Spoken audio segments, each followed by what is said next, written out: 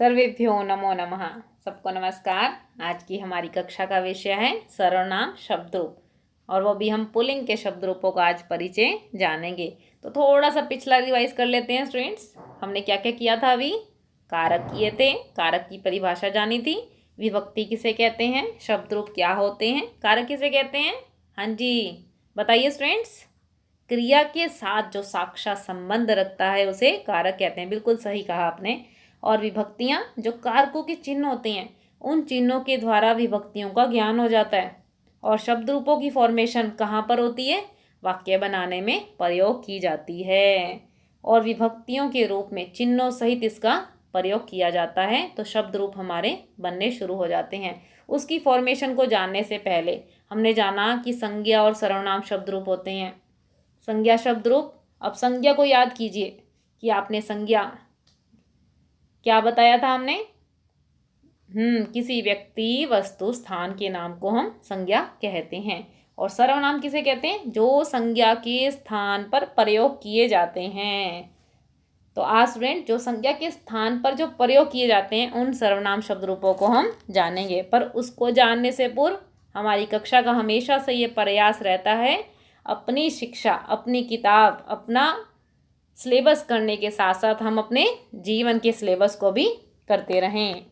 देखिए यहाँ पर कितना सुंदर बताया। अच्छे लोग और अच्छी किताबें एक बार में समझ नहीं आती। अच्छे लोग से तात्पर्य क्या हमारा? Company, as the company so you become, जैसी संगत वैसी रंगत। और किताबों का हमारे जीवन में कितना अधिक महत्व है। और ये तो कह दिया बहुत सुंदर, books are the best part of our life, हमारा हिस्सा है जीवन का। चलिए स्टूडेंट्स, अब आगे बढ़ते हैं अपनी कक्षा के विषय की ओर। सर्वनाम शब्द रूपों को जानेंगे, जिसे हम प्रोनाउन इंग्लिश में कहते हैं। और उसमें भी हम तद के शब्द रूप को जानेंगे। जो तद का शब्द रूप 3 प्रकार से चलता है: पुल्लिंग, स्त्रीलिंग, नपुंसकलिंग। और आज हमारी कक्षा का विषय क्या है? पुल्लिंग शब्द रूप को जानना। तद है क्या, जिसे आप दैट कहते हो इंग्लिश में, और हम यहाँ हिंदी में उसे बुलाते हैं वह।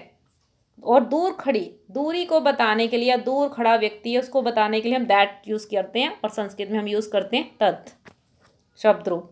और ये पुल्लिंग में कैसे चलता है? ही, जिसे आप कहते हो स। और स्त्रीलिंग में सा, नपुंसकलिंग में इट। पुल्लिंग के शब्द रूप को आज हम जानेंगे, ये कैसे चलता है। स्टूडेंट्स, हमारा प्रयास ये है कि एक शब्द रूप की फॉर्मेशन को आप जान लें, ताकि इस शब्द रूप को जानने के बाद आप और भी सर्वनाम शब्द रूपों को बहुत आसानी से चला सकते हैं। और इनको जानने के बाद आप संज्ञा शब्द रूप, यानी जो अकारांत अ से समाप्त होते हैं, उन शब्दों की फॉर्मेशन को भी आप बहुत सरलता से जान पाएंगे। परंतु हमारा पहला काम क्या है? तद के पुल्लिंग को अच्छे से समझना और याद करना, ताकि हम अन्य शब्द रूपों को भी स्वयं ही सीख सकें, चला सकें। चलिए देखते हैं एक बार। सह, तौ, ते। स, तौ, ते। रिवाइज करते रहिए साथ साथ। द्वितीया क्या है हमारी? तम, तौ, तान। तम, तौ, तान। तृतीया तेन, ताभ्याम, तै। तेन, ताभ्याम, तै। चतुर्थी तस्मै, ताभ्याम, तेभ्य। तस्मै, ताभ्याम, तेभ्य। पंचमी तस्मात्, ताभ्याम, तेभ्य। तस्मात्, ताभ्याम, तेभ्य। षष्ठी तस्य, तयोः, तेषां। तस्य, तयोः, तेषां। सप्तमी तस्मिन्, तयोः, तेषु। तस्मिन्, तयोः, तेषु। अब देखिए शब्द रूपों में क्या क्या चीज़ें आपको कॉमन मिल रही हैं। देखिए यहाँ पे पहली लाइन में तौ 2 बार, ये शब्द रूपों में सब जगह आपको एक जैसा मिलेगा। ताभ्याम, ताभ्याम, ताभ्याम। देखिए एक बार, तृतीया की द्विवचन में, चतुर्थी के द्विवचन में और पंचमी का द्विवचन, तीनों में सेम है। और थोड़ा सा यहाँ देखिए अब आप, षष्ठी का द्विवचन और सप्तमी का द्विवचन भी सेम है। और अगर बहुवचन की ओर देखें तो हमारे पास यहाँ तेभ्य, तेभ्य, चतुर्थी और पंचमी के बहुवचन में हमें ये बिल्कुल सेम मिला है। अब इस शब्द रूप की फॉर्मेशन को आप याद कर लीजिए, भूलना नहीं है। इतनी बार दोहराइए, लिख कर, बोल कर, कि आपको याद हो जाए। और अन्य शब्द रूपों को आप बहुत सरलता से बड़े इजी बना सकते हैं। चलिए आगे बढ़ते हैं अब स्टूडेंट्स। एतद शब्द रूप, जिसकी अब एतद और तद में अंतर, दूर को बताने के लिए तद शब्द रूप था, पास को बताने के लिए एतद है। वह और यह, जिसे आप कहोगे दिस पास के लिए, दैट दूर के लिए।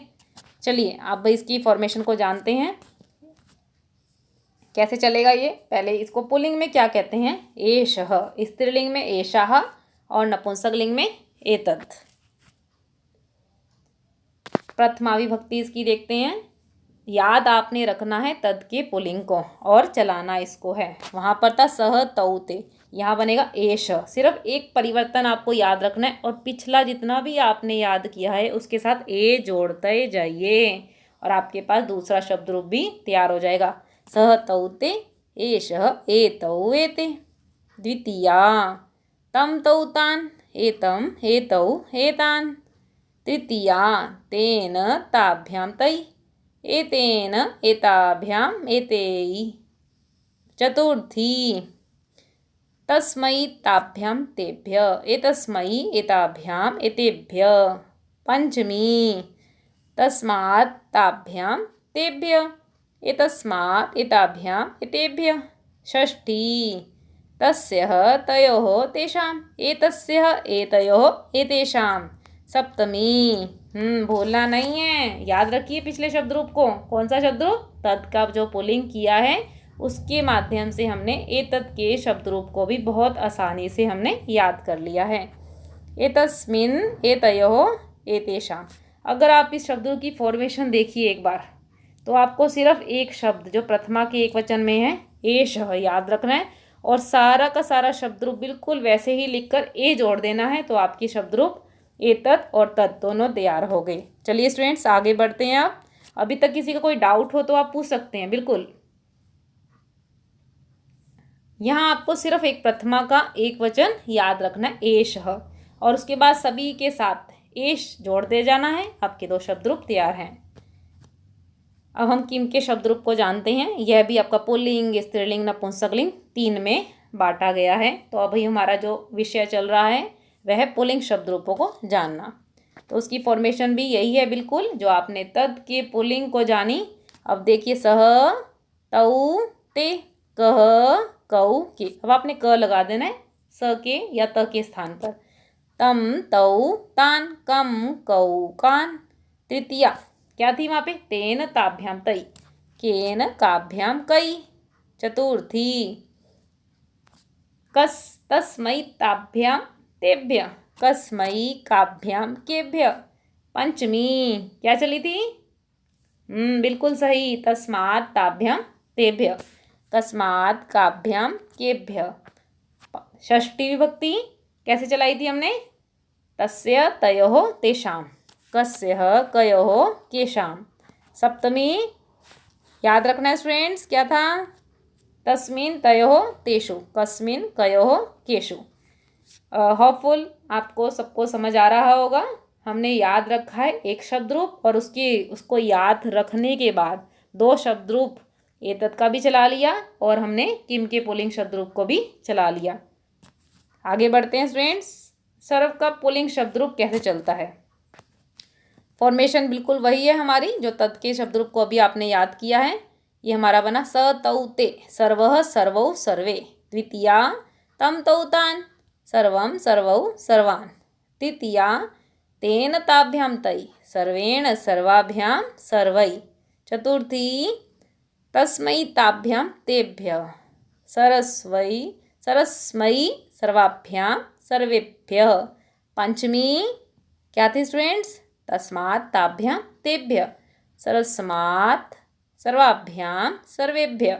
षष्ठी तस्य तयोः तेषां सर्वस्य सर्वयोः सर्वेषां।